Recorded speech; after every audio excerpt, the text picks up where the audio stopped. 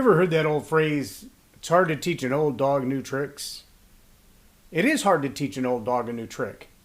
And sometimes it's hard to teach a new dog new tricks because they're stubborn like toddlers. But there's also a real truth that young minds are easier to shape.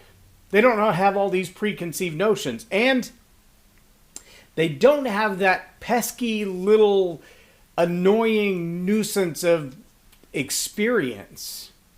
I mean, you can tell a young mind just about anything, and most of the time they'll believe it. Remember the old trick, I got your nose? And how many of them would reach for their face to look for their nose? And yeah, it's real easy to lead young minds.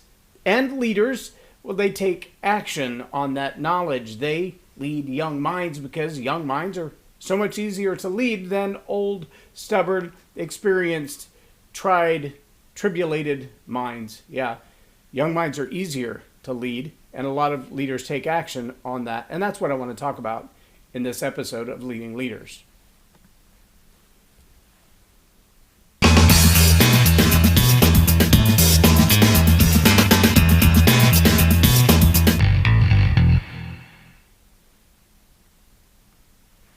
I'm J Loren Norris with Leading Leaders Podcast. And maybe you haven't noticed this, but there are these mechanisms, to generalize all of them in one sum, social media, that are very powerful and profitable tools for shaping the minds of a generation, or two, or now we're pushing three. I know this because I have grandkids. And I have grandkids as young as one who will fight you to get your device. Now, I know they can't read. I know that linguistically they're just barely on the edge of no. And stop that and come here. And so all of the linguistics that you're hearing through these videos and these games and the various things that are happening on electrical devices, I know they don't comprehend them. But I know that they'll fight you to get their hands on them. And by the time they're 3 and 4, they're not just watching the little videos with the animated puppy dogs. No, they want to play the full-out video games. And the video games are mind-numbing. They're fast-moving. Everything is changing in milliseconds. There are people living and people dying by the time they're 10 and 12 years old in these videos. It's amazing.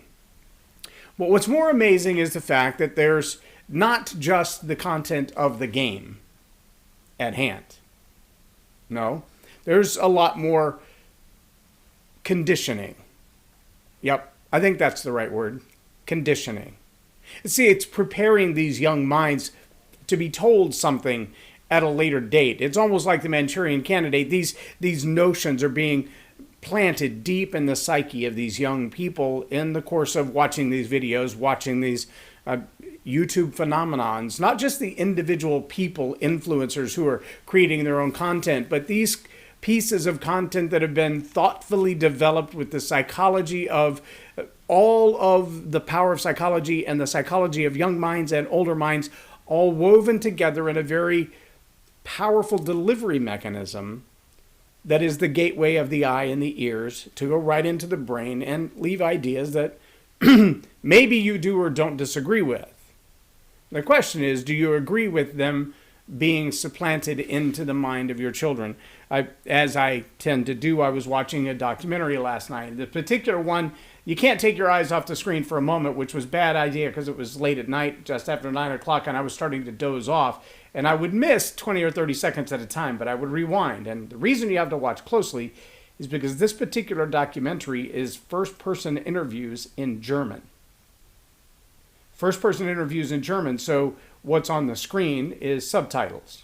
Now, honestly, I can only trust that the subtitles on the screen are consistent, but having been around family members who speak German, I pick up a little bit, not enough to say I'm conversant, but enough to go, yeah, those words seem consistent with what I'm hearing.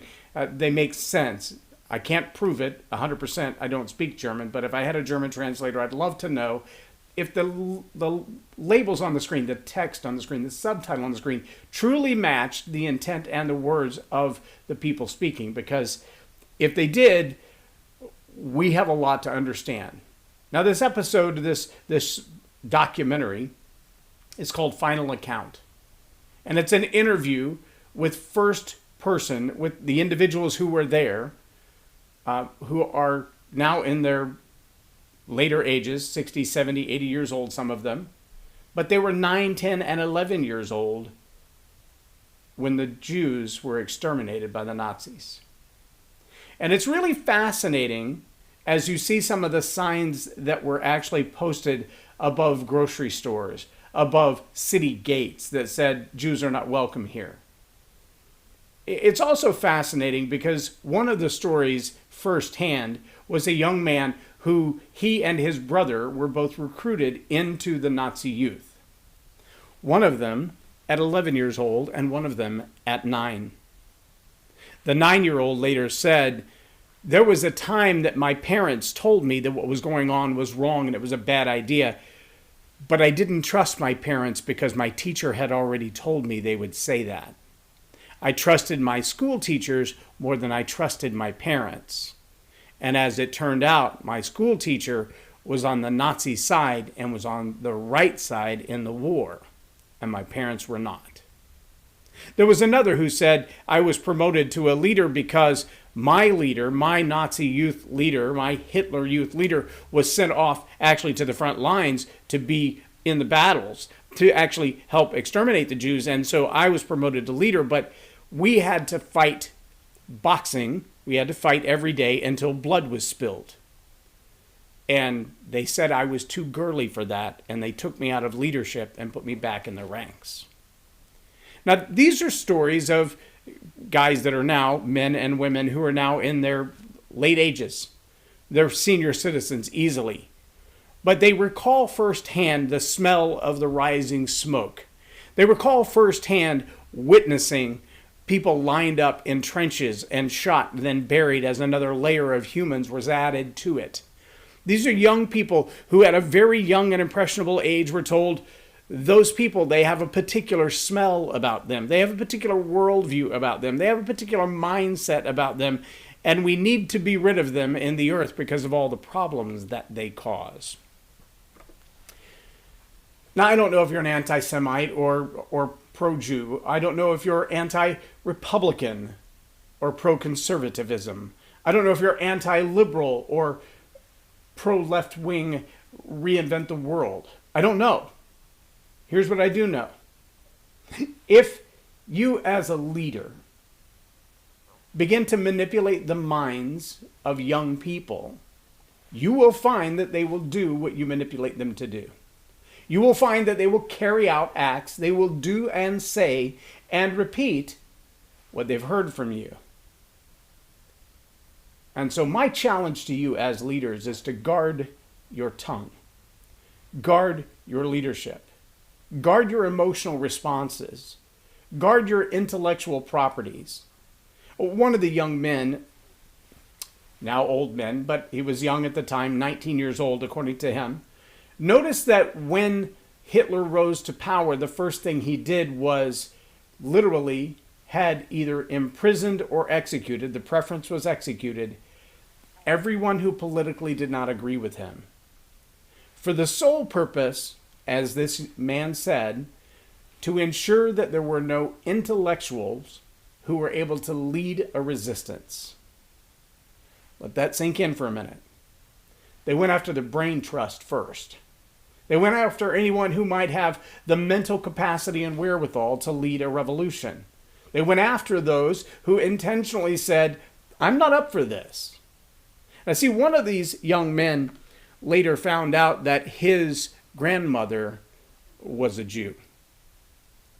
He's already been in the process of exterminating Jews. He already owns the rhetoric on his own that these are people who smell. These are people who are a debt to society. These are people who will destroy the world if we leave them living. And now he realizes in his bloodline, in his family, a woman that he has held dear most of his life is actually one of those smelly people. How do you deal with that? See, the better question is, how did he not know that early on if it was true? And the reality is, obviously, it wasn't true. It was a lie. It was a deception. It was a manipulation that people that we gave access to our kids had the opportunity to put in there, to plant the racism, to plant the hatred, to plant the factions, to plant the divisions. We give them access as teachers, as gamers, as influencers on social media, as people who have the opportunity and the right to speak into their life. We give them access to mold and shape the minds of our young people. And this young man witnessed firsthand what it's like when someone convinces you that those you know and love aren't worth loving. See, leaders, I want to give you this last story as closing. I was in the Congo the first time in 2015. When I was there, Barack Obama was the president. And I remember walking to the front of the room, and these are mostly men and women in their, I would say, 30s and 40s, but there were a few in their late teens, early 20s who were representing or part of the staff of some of the parliament members that we were doing leadership training for. I remember walking to the front of the room, and I had in my hand a knife and a fork and a spoon. And I held the three of them up, and I said, which one of these three is dangerous? The murmur in the crowd, as I can only call it a murmur because I don't speak French either, the murmur in the crowd began to rise, and they all began to respond, not in unison, but very close. And my translator said, well, they're saying the knife. So I took the knife from the three and I threw it on the floor, and I watched it for a moment, for several moments. And 15, 20 seconds later, people were standing up out of their seats and looking down at the knife and wondering why it was on the floor and realizing it was doing absolutely nothing. And I realized that they're now catching on that knife, it's harmless.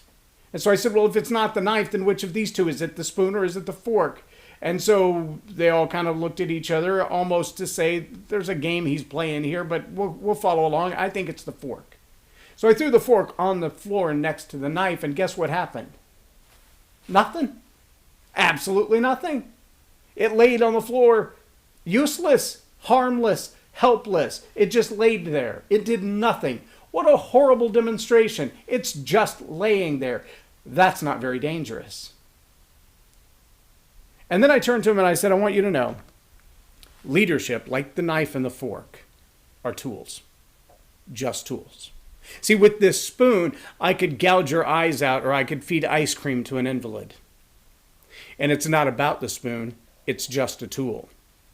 And so is leadership. It's just a tool.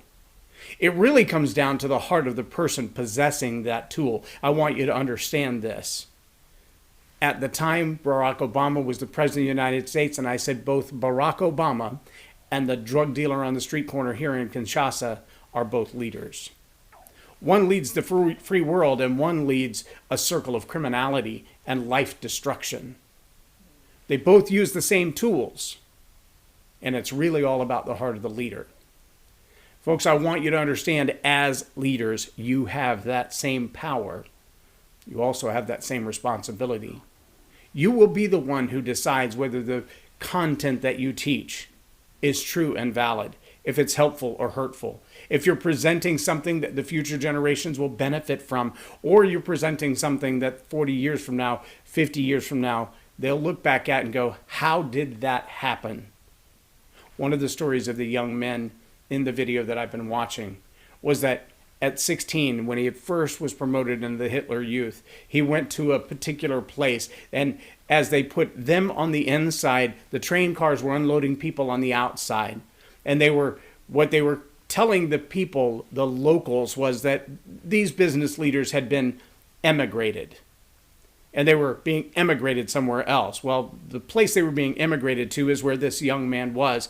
And he and all the Hitler Youth were inside the building doing their training. He heard a ruckus outside, and he stacked a stool on top of a table and pushed them to the window because all the windows were high where you couldn't see out. He climbed up on top of the stool and the window just in time to see someone who had donated to charity that he had been raising money for was brought into the camp. Then he also watched others be executed, shot to death. He watched them through the window. And he said, it's wrong. I don't know why these people are here, especially him. I know him. Hey, you've got the wrong guy. And one of his cohorts said, don't say anything or you'll be next. Don't say anything or you'll be next. At 16, they understood. You'll either sit idly by and watch these people be victimized, or you'll become a victim along with them.